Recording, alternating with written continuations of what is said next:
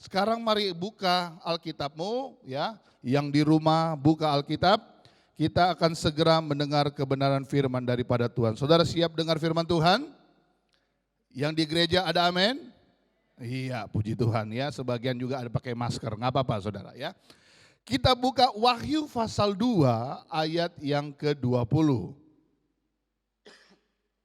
Wahyu pasal 2 ayat yang ke-20.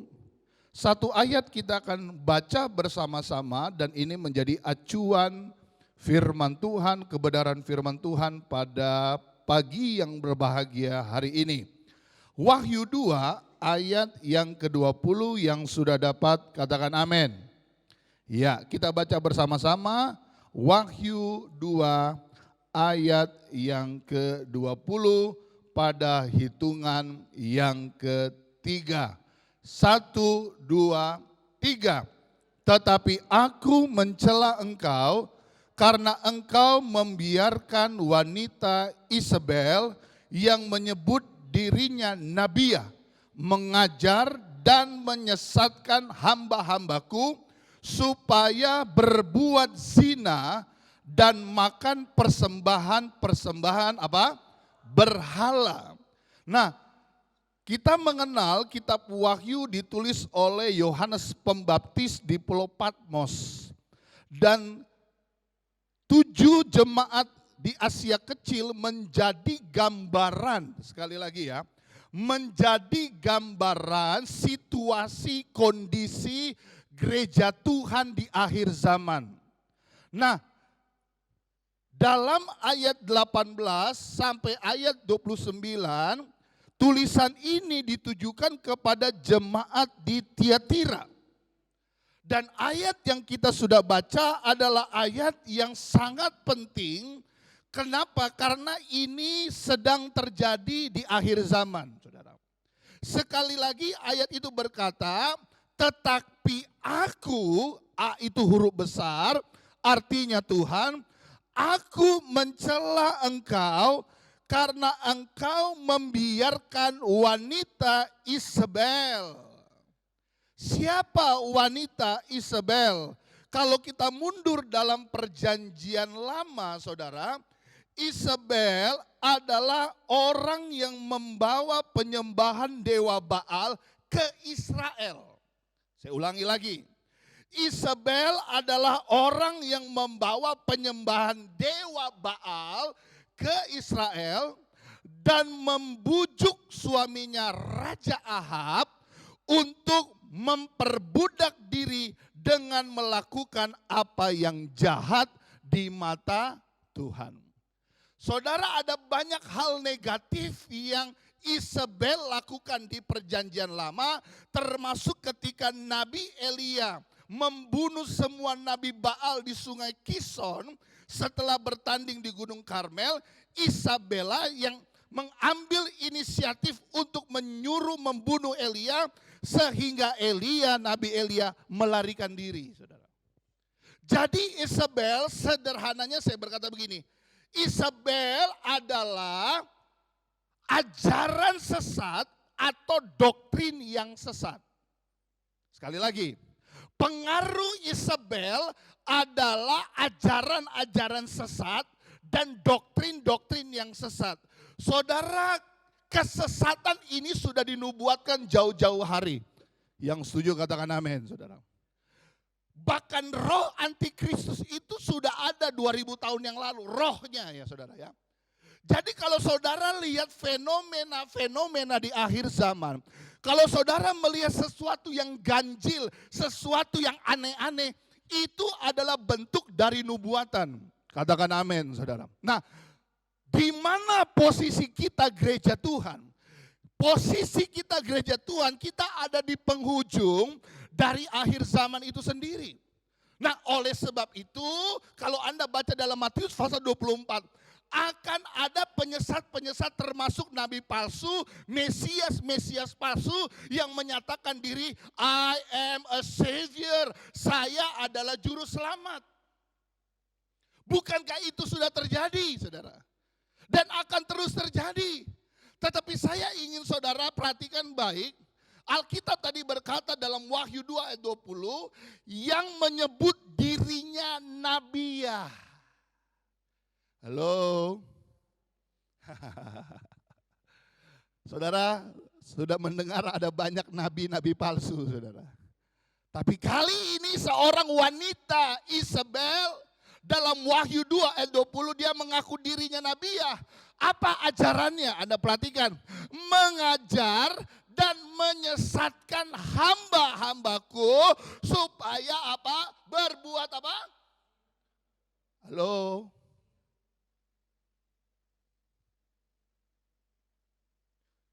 Wahyu juga mencatat tentang seekor naga. Seekor naga gambaran antikristus, ekornya akan menyeret sepertiga bintang di langit. Siapa itu bintang? Bintang berbicara hamba-hamba Tuhan, bintang berbicara anak-anak Tuhan. Sepertiga akan diseret oleh ekor naga. Pertanyaannya, di ekor ada apa?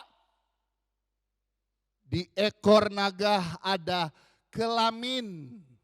Dengan kata lain, sepertiga bintang yang jatuh karena dosa perzinahan. Siapa yang bertelinga, hendaklah ia mendengar perkataan firman. Ini akhir zaman, Pak. Ini akhir zaman, Bu. Saudaraku, buka matamu baik-baik. Corona adalah bentuk warning Tuhan untuk kita waspada bahwa ini adalah akhir dari akhir zaman. Dan Anda tidak bisa menolak kenyataan keadaan dunia sekarang. We have to face it. Kita harus hadapi. Tapi masalahnya sekarang saudara ada di bagian mana? Bagian kebenaran atau saudara ada dalam penyesatan karena pemimpin-pemimpinmu yang sesat? Hari ini kita akan belajar hal yang penting. Coba buka dulu 1 Timotius 6 ayat 3 dan 4. 1 Timotius pasal 6 ayat 3 dan ayat yang keempat. Jika seorang mengajarkan ajaran apa? Lain. 1 Timotius 6 ayat 3. Jika seorang mengajarkan ajaran apa? Ajaran lain dan tidak menurut perkataan sehat, yakni perkataan Tuhan kita Yesus Kristus, dan tidak menurut ajaran yang sesuai dengan ibadah kita, ia adalah seorang yang berlagak tahu, padahal tidak tahu apa-apa. Halo? Haleluya. Jadi ada banyak hamba Tuhan yang sok tahu. Padahal tidak tahu apa-apa. Berlagak tahu, padahal tidak tahu apa-apa. Ini yang terjadi, Alkitab berkata adalah mereka mengajarkan tidak dengan perkataan yang sehat. Apa itu perkataan sehat? Adalah perkataan Tuhan kita, Yesus Kristus. Halo? Yang diperkataan, waktu saya di sini, waktu saya di sana, waktu saya bikin ini, waktu saya terus. Yang disampaikan pengalaman, kehebatan, pernah ada di mana, pernah lakukan apa. Tanpa sadar yang dilakukan adalah self-center. Diri sendiri yang ditinggikan, mana nama Yesus. Saudara perhatikan khotbah-khotbah saya terakhir-terakhir ini. Keras, bahkan lebih keras dari sebelumnya. Apa tujuannya? Apa maksudnya? Supaya gereja Tuhan masuk pada kesempurnaan. Dan masuk dalam kesempurnaan harus ada harga yang dibayar. Anda gak sembarang masuk dalam kesempurnaan lalu kita ongkang-ongkang kaki mendengarkan pemimpin-pemimpin yang salah. Ini waktunya gereja Tuhan bangkit dan celik mata rohanimu. Kenapa saya cinta GPDI? Orang berkata GPDI kolot, gak masalah. Selama GPDI berdiri atas kebenaran firman Tuhan yang absolut, kita harus cinta gereja kita. Mau tidak mau. Kalau enggak kita tersesat. Anda pilih mana terserah saudara. Saya selalu berkata, saya ini cucu hamba Tuhan besar. Saya ini anak hamba Tuhan. Tapi tidak jadi jaminan saya masuk surga, saudara. Karena keselamatan harus dikerjakan masing-masing. Katakan amin dong, saudara. Ia adalah seorang yang berlagak tahu, padahal tidak tahu apa-apa. Penyakitnya ialah mencari-cari soal dan bersilat kata yang menyebabkan dengki, cedera, fitnah, curiga, dan lain-lain. Berlagak tahu sama dengan bukan firman, mengandalkan pengalaman, cerita dongeng, dan hikmat manusia. Jujur saudara ya, ada banyak hamba Tuhan sekarang bukan jadi hamba Tuhan, tapi jadi motivator. Motivator laku nggak saudara? Laku. Bahkan di kantor-kantor pakai motivator. Tetapi gereja tidak butuh motivator. Gereja butuh hamba Tuhan yang menyuarakan suara kebenaran. Suara firman, suaranya Allah. Itu adalah suara yang sehat, Alkitab tadi katakan. Saudara mau sehat? Saudara mau sehat? Dengar firman. Firman menyehatkan kita, katakan amin. Ada beberapa ayat yang menarik, tolong diperhatikan. Yehezkiel 44. Kita mundur ke perjanjian lama. Yehezkiel 44 ayat 2-3. Coba lihat. Ada kata harus. Yehezkiel 44 ayat 23. Yehezkiel 44 ayat 23.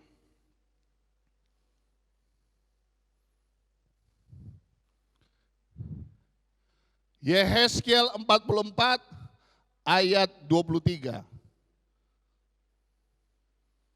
Mana ayatnya? Yehezkiel, perjanjian lama.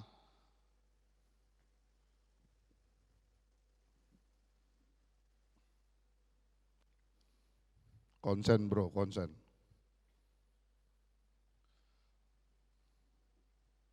Yehezkiel 44 ayat 23. Makanya di rumah buka Alkitab supaya tahu Yehezkiel di mana. Iya. Udah? Siap ya? Jangan sampai miss saudara ya. Mereka, perhatikan, harus mengajar umatku, mereka ini hamba-hamba Tuhan ya. Mereka harus mengajar umatku tentang perbedaan antara yang kudus dengan yang tidak. Halo. Tapi Pak, kan Yesus itu maha pengasih. Nah, saudara jangan salah kaprah saudara ya. Ya, jangan salah kaprah. Orang selalu berpikir, Tuhan kan baik, memang Tuhan baik. Tuhan itu mengasihi, memang Tuhan mengasihi, tapi dengar baik yang saya mau ngomong. Di balik kasih Tuhan selalu ada pengajaran. Selalu ada tujuan, pengampunan itu ada tujuan. Anda diampuni untuk apa? Supaya saudara bisa terima Yesus, terima pengampunan, lalu selesai. No, wanita yang ketahuan berdosa, wanita yang berzina, hukum saat itu harus dirajam dengan batu sampai mati. Tapi ketika Yesus hadir, hukum itu ditiadakan. Itu anugerah. Tetapi ingat, Yesus berkata begini, aku tidak menghukum engkau, tapi jangan berbuat dosa lagi. Itu bentuk pengudusan. Kita dulu jahat, dulu kita nggak benar, dulu kita terhilang. Tapi ketika kita ada di dalam Yesus, kita kembali diberikan anugerah. Di dalam anugerah harus ada hidup benar di hadapan Tuhan. Katakan amin, saudara. Ini yang jarang lagi dihotbahkan. Orang bertanya kepada saya, Pak Pendeta, kayaknya tema kekudusan hari-hari ini udah nggak relevan. Kayaknya khotbah tentang hidup benar udah nggak laku, bodoh amat. Kalau Anda adalah bagian hamba Tuhan yang gak suka dengan khotbah kekudusan, Anda gak sejalan dengan saya. Kalau Anda hamba Tuhan yang selalu kompromi dengan dosa, kita tidak sejalan bro, walaupun kita satu organisasi. Ingat, organisasi tidak menyelamatkan, tapi Yesus adalah jalan kebenaran dan kehidupan. Nggak ada kompromi, lihat. Mereka harus mengajar umatku tentang perbedaan antara yang kudus dengan yang apa? Apalagi, dan memberitahukan kepada mereka perbedaan antara yang apa? Dengan yang, tuh Alkitab yang ngomong loh, bukan saya. Jadi kalau pendeta Herman Rantung sampai urat keluar bicara tentang kebenaran, bukan mau saya, tapi maunya Tuhan. Dan itu yang Tuhan mau semenjak dulu kala. Harus ada beda. Di gereja Tuhan kita tunjukkan mana yang benar, mana yang salah, mana yang kudus, mana yang tidak kudus. Dan apalagi yang najis.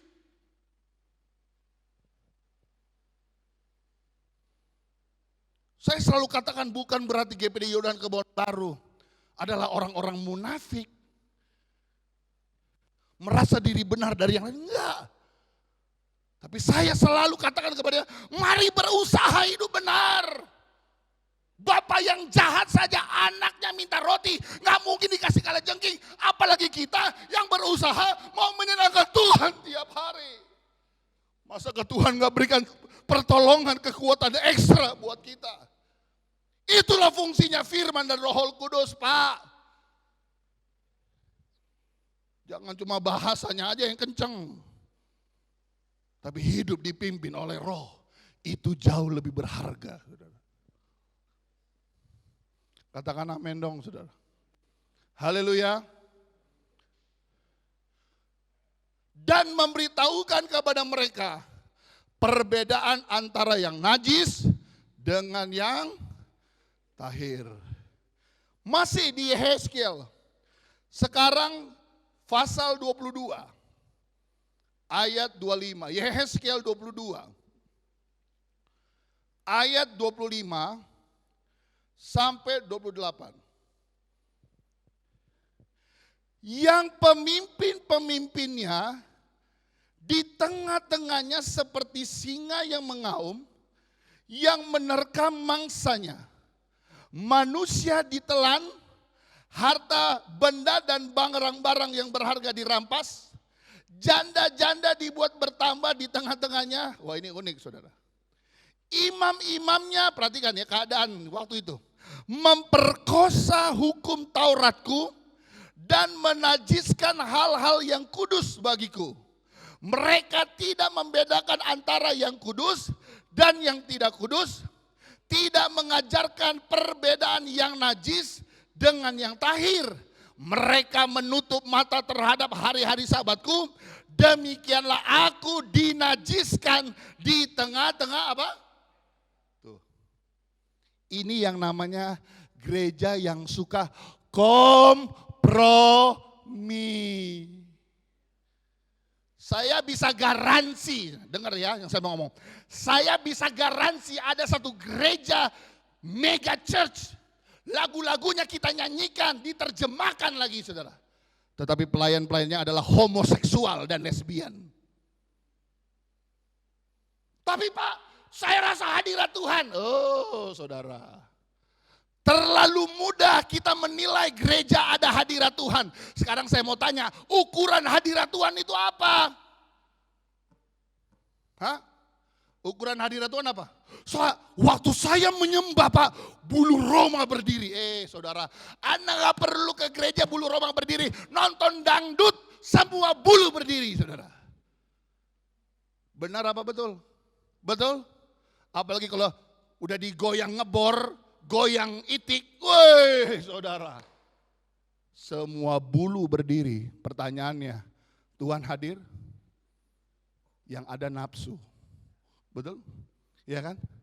Kita di mimbar bagaikan seperti pendusta-pendusta. Kita bagaikan aktor. Kita bisa membuat supaya orang melihat ada Tuhan dalam diri kita. Padahal kelakuan kita nol besar. Saya tidak akan pernah berhenti berkata. Bahkan sampai Tuhan ambil saya, baru saya akan berhenti. Saya tidak takut dengan mereka-mereka yang merasa diri hebat. Mewakili Tuhan dan berkata, Tuhan hadir. Padahal hidupnya gak benar. Saudara dengar yang saya mau ngomong ya. Ketika kita menghembuskan nafas terakhir, disitulah kita siap menghadap tahta pengadilan Tuhan. Jangan main-main loh saudara, ini gak main-main. Kita bersyukur jumlah yang sembuh di Indonesia mulai bertambah. Tapi tetap saja ada yang meninggal. Hanya dengan waktu beberapa bulan, dunia digemparkan dengan cuma satu virus kecil. Sekali lagi ini warning Tuhan. Menyatakan bahwa hidup ini hanya sementara. Hidup ini singkat. Dan saudara lihat apa yang sedang terjadi. Ada orang-orang imam-imam yang kompromi. Bahkan dikatakan selanjutnya, pemuka-pemukanya di tengah-tengahnya adalah seperti serigala-serigala yang menerkam maksanya dalam kehausan akan darah. Yang membinasakan orang-orang untuk menguntungkan diri sendiri secara haram. Dan nabi-nabinya mengoles mereka dengan kapur dan dengan melihat penglihatan yang menipu dan memberi tenung bohong bagi mereka. Nabi-nabi itu berkata, perhatikan, beginilah firman Tuhan, tetapi Tuhan apa? Hati-hati dengan orang berkata, Tuhan berbicara. Tuhan yang mana yang bicara, saudara? Jangan-jangan Tuhan itu dirimu sendiri. Ingat ya, ku tahu sebab ku alami. Suara Tuhan dan suara kita seringkali beda-beda tipis. Betul nggak?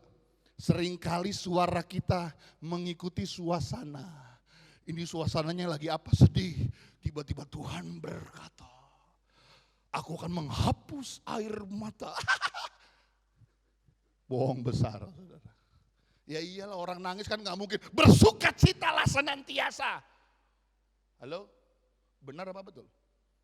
Tapi orang suka dengan yang begini-begini. Padahal udah dikasih tahu. Beginilah firman Tuhan Allah, kata mereka mengataskan nama Tuhan. Tetapi Tuhan tidak berfirman. Jadi kalau Tuhan gak berfirman, firman siapa Pak? Bu, firman diri sendiri. Saudara jadi hamba Tuhan tuh gak mudah loh saudara. Saya pakai bahasanya agak sorry ya. Jangan ngomong hamba Tuhan deh, saya ngeri. Karena ada orang berkata saya hamba Tuhan, tapi hamba setan sebenarnya. Saudara ingat khotbah saya beberapa minggu lalu? Malaikat terang, ya, setan menyerupai apa? Malaikat. Bahkan pelayan-pelayannya seperti pelayan kebenaran. Tuh, bayangin. Jadi yang kita lihat benar itu gak benar. Makanya punya sense Pak. Punya karunia yang bisa membedakan, ini penting. Jadi Kristen jangan cuma ongkang-ongkang kaki ke gereja, yang penting gue kasih persembahan pulang. Enggak, ada level-level yang Tuhan kasih sehingga kita bisa membedakan ini benar apa salah. Itu yang penting di akhir zaman, dari diri sendiri. Saya jujur saudara, sebagai pendeta, sebagai hamba Tuhan, saya cuma minta satu. Tuhan murnikan hati dan pikiranku. Jangan sampai ada sesuatu yang salah. Sesuatu yang mempengaruhi hati dan pikiran. Merusak hati pikiran. Akhirnya pelayananku jadi rusak. Siapa sih saudara yang gak kepengen punya jemaat banyak? Aduh. Semua pendeta, semua gembala juga pasti punya kerinduan. I wish my church member is 10,000 people. Saudara. Keren ya, kok ya. Kalau jemaat GPD Yordan 10.000. Haleluya. Ya, Om Frank ada di belakang. Dahsyat. Kalau 10.000 jemaat GPD Yordan, saya percaya hari Minggu 10 kali ibadah. Dimulai dari jam 5 pagi. Kita pakai 1 jam setengah. Nanti Om Frank yang di depan sama Pak Huta Barat. Mau masuk jam kedua, stop. Lagi ibadah. Jadi orang udah ngantri. Oh saudara, kolektanya banyak. Haleluya. Enak gak saudara? Halo? Benar apa betul? Iya kan? Siapa sih yang gak mau? Tetapi nanti kita akan pelajari nanti ayat berikutnya. Bahwa seringkali Tuhan izinkan kita masuk dalam satu kondisi untuk kita dimurnikan. Saudara, pandemi corona bentuk dari Tuhan sedang memurnikan hati motivasi kita. Apakah engkau sungguh tetap mencintai Tuhan dalam keadaan seperti ini? Haleluya. Haleluya. Saudara, bukan cuma saja pekerja-pekerja alami goncangan, pendeta juga saudara. Apalagi kayak begini nih, Pantai Kosta Tulen. Ya, ada adik saya dari Ketapang, haleluya. Ini kalau saudara dibelek ini tangan, keluar lambang GPDI saudara. Darah saya itu lambangnya GPDI, saking GPDI-nya saya.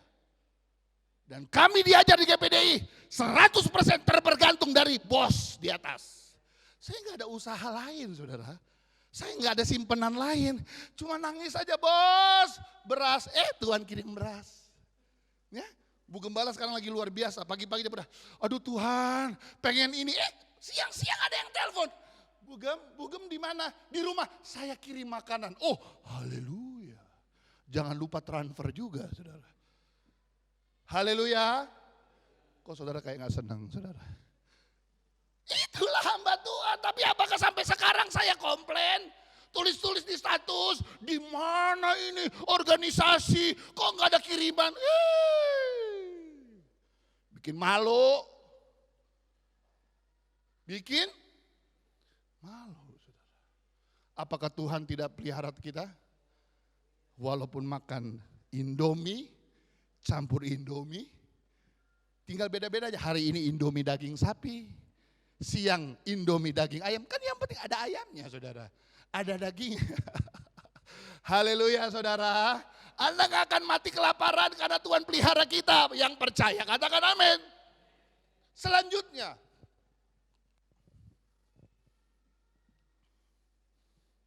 ada satu pendeta Pantai Kosta berkata begini. Saya tidak akan berkhotbah melawan dosa, tetapi untuk meninggikan Yesus. Saya ulangi ya. Seorang pendeta Pantai Kosta berkata gini, di gereja saya tidak pernah berkhotbah untuk melawan dosa. Yang penting nama Yesus ditinggikan. Pertanyaannya, bagaimana kita bisa meninggikan nama Yesus dengan tangan yang najis? Saudara, tangan ini bisa najis gak? Tangan ini bisa berdosa gak? Mulut ini bisa salah gak? Kelakuan kita bisa gak benar gak? Kira-kira dengan keadaan kita lalu kita mau tinggikan Tuhan. Anda dengar yang saya mau bicara, tidak semua persembahan di perjanjian lama itu berkenan kepada Tuhan. Ada banyak persembahan yang dilakukan itu menajiskan. Dan Tuhan gak suka dengan persembahan yang main-main. Makanya melayani itu gak main-main Pak, Bu. Ini bukan berhadapan dengan manusia saja loh. Terlebih berhadapan dengan Dia yang mungkin tidak kelihatan dengan mata. Tapi kita percaya Dia hadir pada pagi hari ini. Katakan amin. Saya masuk ke bagian berikut. Lukas 9. Ayat 23 sampai 25. Oh, saya suka sekali ayat ini. Ini ayat GPD Yordan Kebon Baru tahun 2020. Lukas 9 ayat 23. Ya. Katanya kepada mereka semua, perhatikan ya. Setiap orang yang mau mengikut aku, saya ulang lagi ya. Setiap orang yang mau mengikut aku. Setiap orang yang mau ikut Tuhan. Saudara ngerti ayat ini? Ya. Ini undangan buat semua manusia, semua orang yang mau ikut Tuhan. Apa? Alkitab berkata, ia tidak harus. Hah? Enggak lah, enggak usah. Ia sebulan sekali. Hah? Ia setahun sekali. Apa? Ia harus menyangkal diri. Makanya tahun ini GPD Yordan Kebon Baru punya moto adalah deny yourself. Tahun penyangkalan diri. Ini yang disangkal, daging yang disangkal. Ada berapa banyak kali kita mengutamakan daging ini daripada mengutamakan apa yang Tuhan mau dalam diri kita. Tidak heran saudara hidupmu hancur. Karena mikirin daging terus, nafsu terus. Hancur hidup kita. Tetapi di sisi lain kita angkat tangan dan berkata, I love you Lord.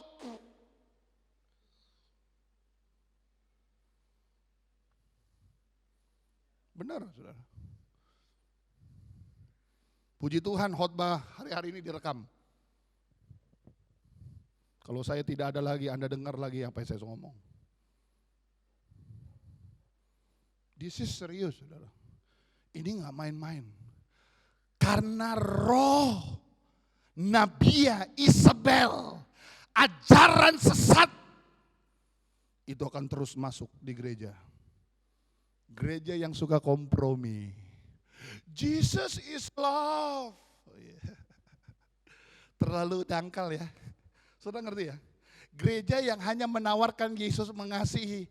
Gereja itu sangat dangkal. Tapi Pak, jemaatnya jutaan. Gua gak peduli. Lu mau jemaat jutaan, gua gak peduli. Yesus datang ke dunia berapa orang? Ayo hitung-hitungan yuk. Berapa? Satu. Manggil murid berapa? 12 tambah 1 berapa? 13. Panggil 70 murid. 13 tambah 70 berapa? 83. Terakhir Yesus sebelum dia naik salib, dia kasih makan 5.000 orang dan 5 roti 2 ikan. 5.000 tambah 83 berapa? Itu baru laki-laki, tambah wanita, tambah anak-anak. Ada kelah jumlah 5.000 laki-laki, 5.000 wanita, 5.000 anak-anak. 15.083. Banyak apa sedikit? Hah? Jemaat 15.083 orang, banyak apa sedikit? Sekarang saya mau tanya, yang naik salib berapa orang? Cuma Yesus tuh. Mana si Petrus berkata, mati sekalipun aku mau.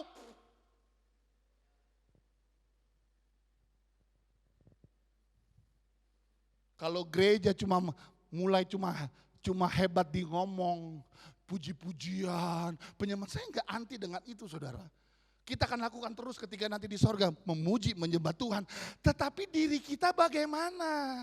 Mau pikul salib, mau menyangkal diri enggak? Itu pertanyaan yang besar, makanya saya taruh di Facebook beberapa hari lalu.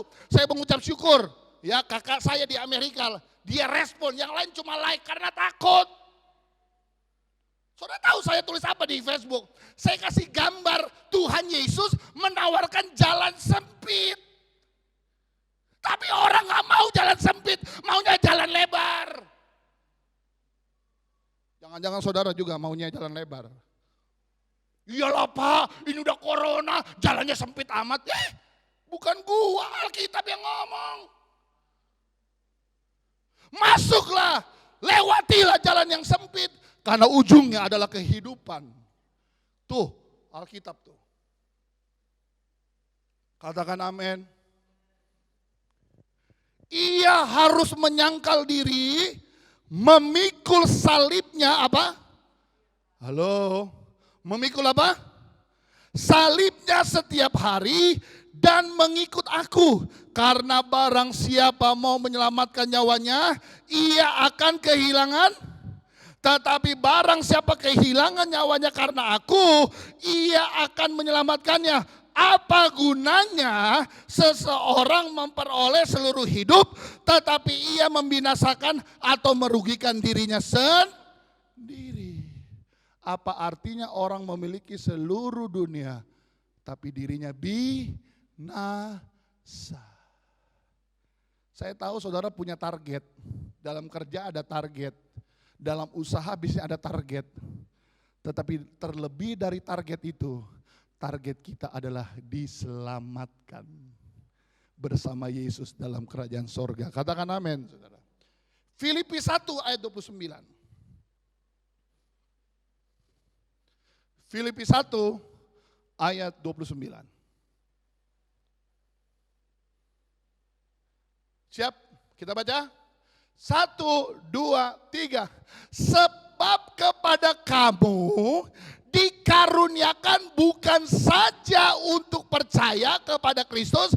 Baca sisa ayat ini sama-sama semua. Ayo, 1, 2, 3. Melainkan juga untuk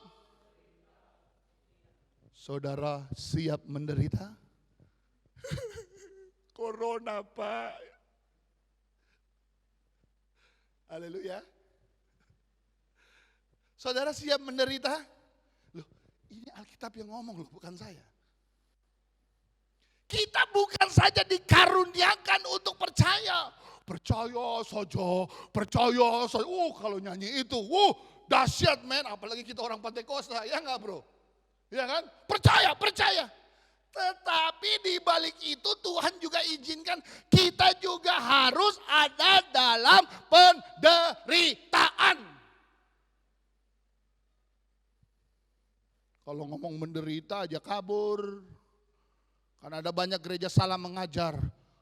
Harus kaya, harus diberkati, jangan miskin. Kok jadi salah kaprah, saudara? Betul? Haleluya. Siapa yang gak mau diberkati? Semua orang mau diberkati. Tapi kalau dalam keadaan seperti ini harus kita ada dalam kondisi seperti kekurangan walaupun gak kekurangan. Seperti, kata seperti itu bukan absolut. Seperti kekurangan tapi tetap makan kan saudara. Haleluya. Haleluya, sekarang saya mau tanya sama yang di rumah juga. Ada yang seminggu kemarin, sebulan sekali selama corona gak makan-makan? Makan saudara ya, paling gak makan angin saudara. Yang kedua makan hati. Makan kan saudara? Ya makan saudara, masa gak makan? Aduh, Tuhan berkata orang yang percaya kepada dia, orang yang selalu menantikan dia, tidak akan menjadi tukang minta-minta. Itu janji Tuhan. Saya alami, kami alami, gereja juga pasti alami. Tetapi kalau toh harus menderita, haleluya.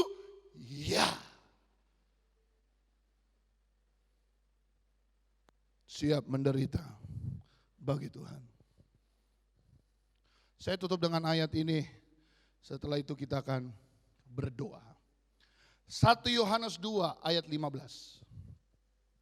1 Yohanes 2 ayat 15. Janganlah kamu mengasihi dunia dan apa yang ada. Halo? Dan apa yang ada di dalamnya. Jikalau orang mengasihi dunia, perhatikan ya, maka kasih akan Bapa tidak ada di dalam orang itu. Saya jelaskan sesederhana ini terakhir. Kita ini kan di dunia, betul ya? Kita ada di dunia, betul? Ketika ada kasih Kristus, kita bisa mulai memilih. Lebih mengasihi dunia, apa mengasihi Bapa, walaupun kita di dunia. Kita nggak usah bicara kalau di sorga sudah pasti pusat perhatian kita adalah Yesus Kristus. Tapi di dalam dunia, dengan orang-orang dunia, dengan kehebatan, dengan apa yang bisa kita lihat di dunia ini, seringkali membuat kasih kita kepada Bapa berkurang.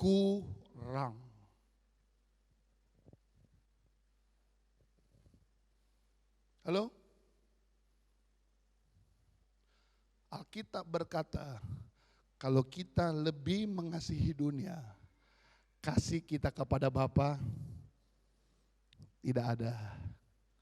Ada orang ketakutan mobilnya hilang. Ada orang ketakutan motornya hilang.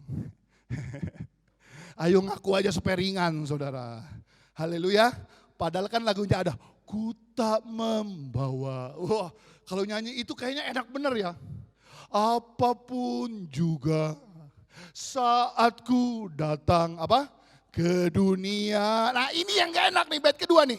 Ku tinggal, mau dibawa. Harta mau dibawa Pak, Bu. Mau dibawa? Enggak.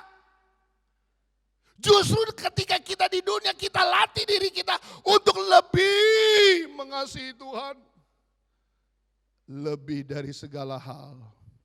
Sebab semua yang ada di dalam dunia, yaitu keinginan daging, keinginan mata, serta keangkuhan hidup, bukan berasal dari Bapa, melainkan dari dunia. Alkitab berkata, dan dunia ini sedang lenyap dengan keinginannya, tetapi orang yang melakukan kehendak Allah tetap hidup.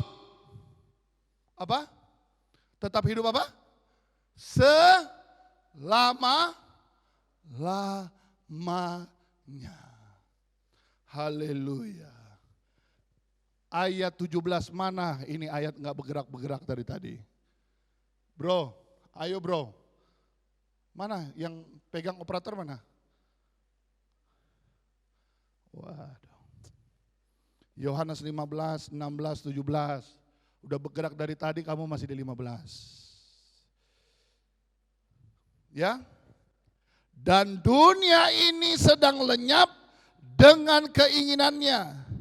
Tetapi orang yang melakukan kehendak Allah tetap hidup selama-lamanya. Saya berdoa buat kita semua pada pagi hari ini, supaya kita semua dicelikan bahwa ajaran-ajaran sesat wanita Isabel terus bergerak menyesatkan hamba-hamba Tuhan supaya berbuat zina, supaya mereka memberhalakan dunia ini. Padahal sebenarnya kalau kita menjadi hamba Tuhan, kita tidak cinta dunia ini lagi, kita lebih cinta Tuhan Yesus. Saudara cinta Tuhan Yesus? Kita bangkit berdiri bersama-sama.